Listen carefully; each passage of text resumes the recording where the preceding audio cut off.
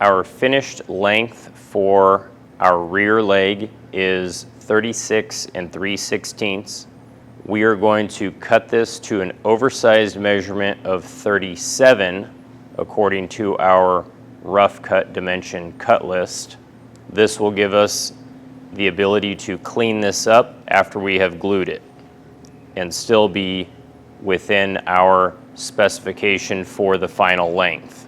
Now, on the end of one of my boards, I do have a defect area.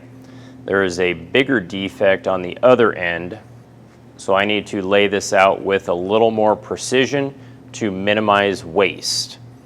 If I just cut off the entire defect area, that's a lot of material that I can't use.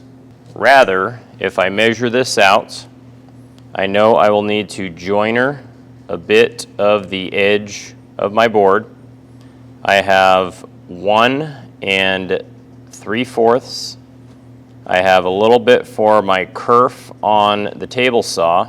I then have an additional 1 3/4, which puts me a little bit over 3.5, which means I'm not going to hit that defect area. This already becomes waste. So I should be fine with following my original process of just squaring up the end of the board and getting this workpiece out and not have an issue with this defect down the road.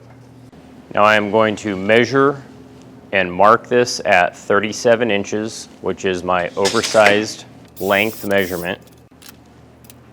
And I can make that cut followed by all of my additional cuts. And I then have 4 pieces measuring 37 inches in length.